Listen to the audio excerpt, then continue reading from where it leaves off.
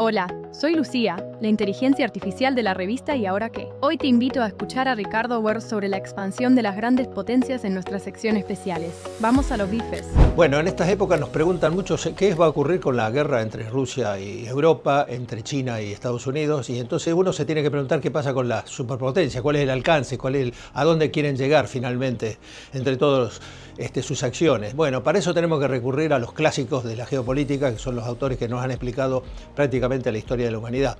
El primero fue Paul Kennedy, famoso libro El auge y la caída de las grandes potencias, que habla siempre del peligro de la extensión estratégica, que las potencias no se expandan tanto que no puedan abarcar. El que mucho abarca poco aprieta, dice el dicho. Después está Friedrich Ratzel, donde el Estado dice es un organismo vivo, el famoso en alemán Lebensraum, que necesita esa cantidad necesaria para sobrevivir, para tener los recursos necesarios y lograr así una cierta autonomía estratégica. Después aparece Halford Mackinder, que cita al Heartland. Es la guerra que existe entre el poder marítimo y el poder terrestre. Es decir, considera a Eurasia como el centro de la isla, de la gran isla, y donde Rusia juega el papel más importante por estar en el centro, que va desde Europa hasta China. Y el poder marítimo, cuyo exponente máximo cuando él expresó eso era el Imperio Británico.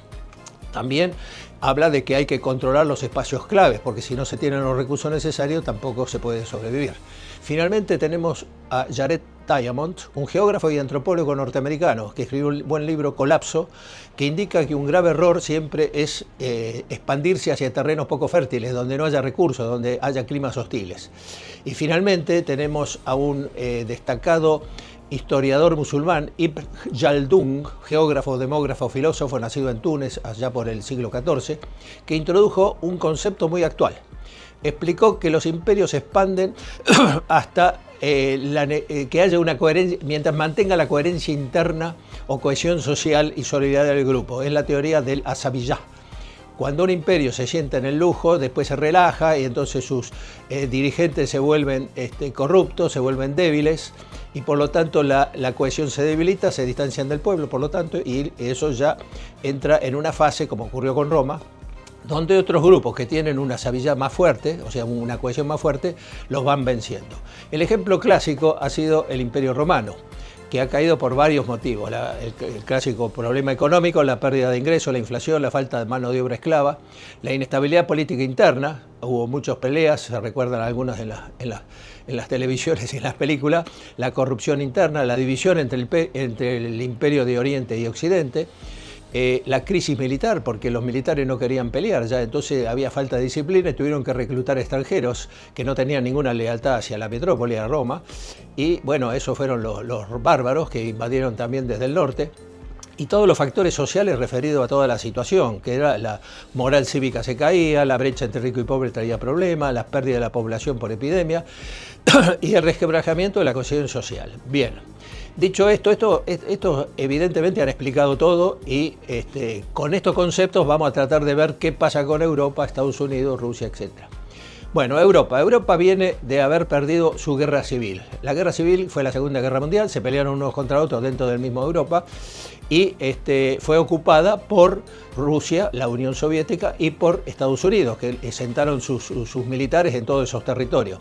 Entonces, como había esa guerra civil, esa guerra, digamos, de entre potencias, se relajaron todo, estuvieron con una buena etapa del estado de bienestar y eso hizo que no pensaran en su futuro. La cohesión cultural nunca fue destacada dentro de la Unión Europea por el mercantilismo que impera actualmente. Eso hace perder el poder de las naciones, que también fueron controladas por la financiarización del globalismo financiero, y hoy está a la vista que no tienen rumbo claro, se pelean entre ellos, hay profundas divisiones, ahora Alemania no está ya tanto con Francia sino con Italia, y además Europa ha sufrido siempre, de acuerdo a las teorías geopolíticas, el problema de que los estados marítimos, los poderes marítimos lucharon contra que no se unan internamente. Eso era la unión entre Rusia y Alemania, una potencia energética y una potencia tecnológica. Veamos el caso de Rusia, que también es muy interesante. Rusia siempre se sintió cercada y buscaba salidas al mar, a las aguas cálidas. Controlar sus alrededores de su centro neurálgico, Moscú, era importante para ellos para no quedar encerrado como ellos se veían, ya en las épocas del zar era eso, y entonces buscaban siempre zonas de protección con sus amigos o sus protectorados. Eso explica la expansión geográfica de Rusia.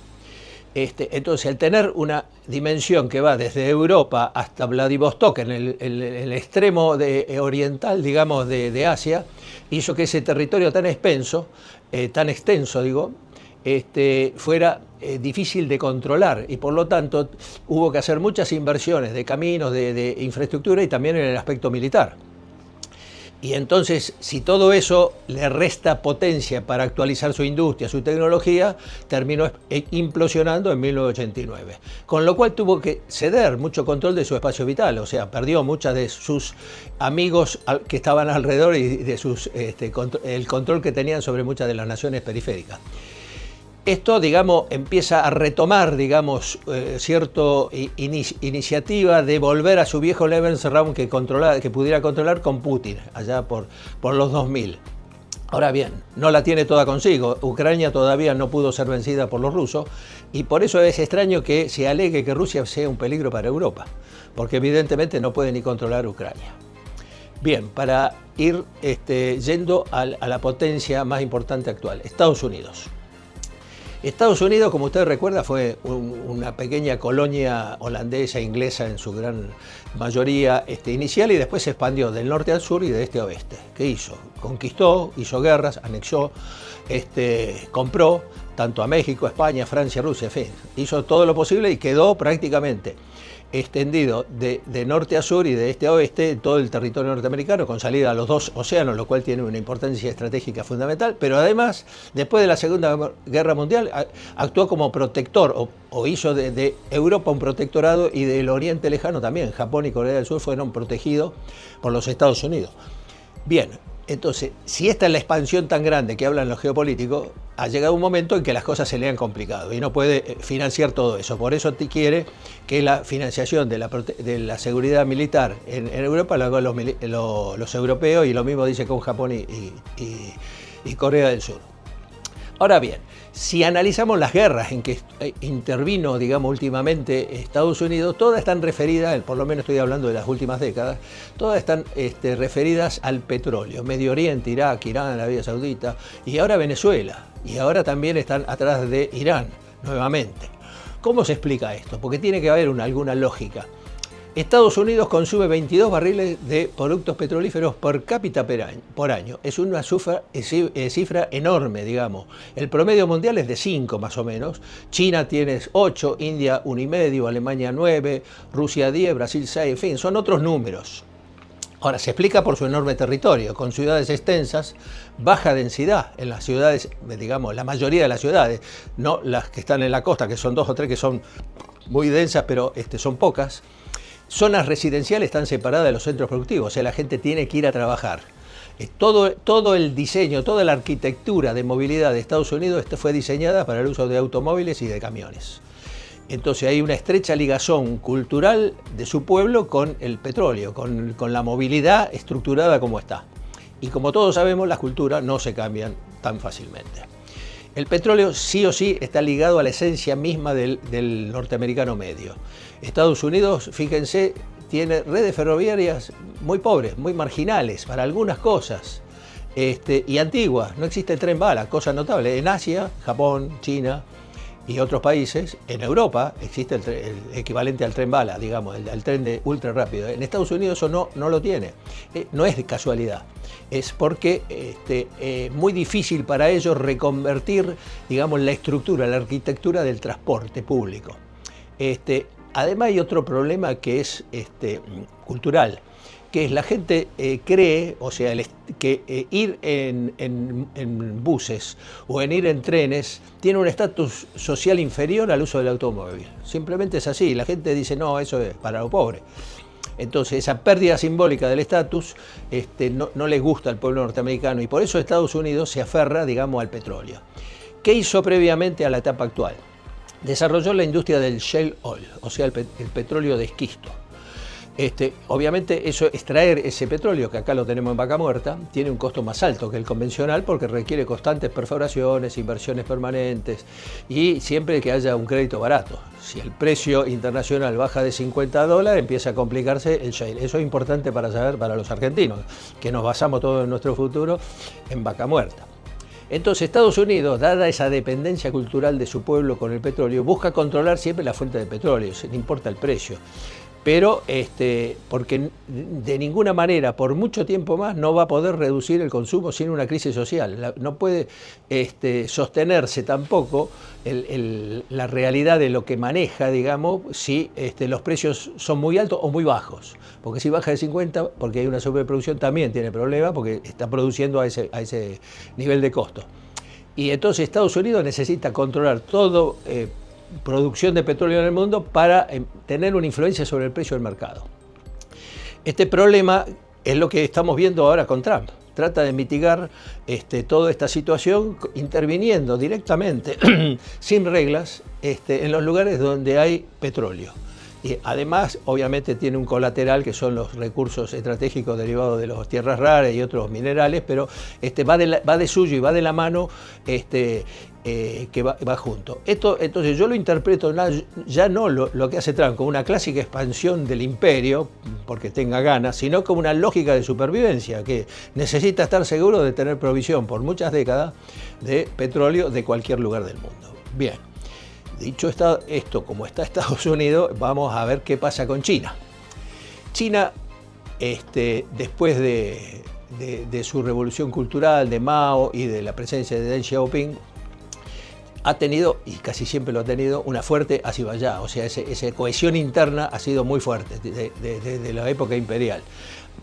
En algún momento se resquebrajó, justamente fue en la época que Gran Bretaña hizo la guerra del opio ahí, entonces yo estuve trabajando en China y ellos tienen un gran resentimiento con Occidente, que en verdad es su resentimiento con Gran Bretaña, y entonces ellos aspiran a volver de vuelta a su viejo imperio que tenían allá por los siglos XIV, donde se la conocía como el Imperio del Medio, porque era el centro del mundo, se consideraban ellos.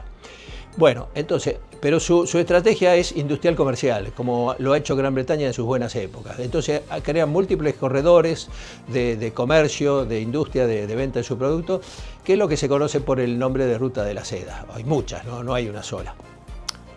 Bien, ahora, ¿qué pasa de China en el aspecto militar? Bueno, el Mar de la China es su preocupación central y todo lo que rodea ese lugar, que está relacionado sin ninguna duda con Taiwán, es su principal preocupación militar por ahora, aunque sigue incrementándose sus capacidades militares para el futuro.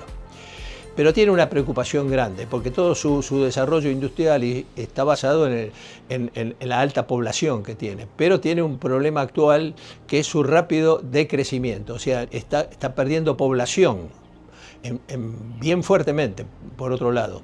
Y eso tiene relación con la época en que estaba obligado a todos los chinos a tener un hijo único, que fue entre 1980 y 2015, un periodo muy largo.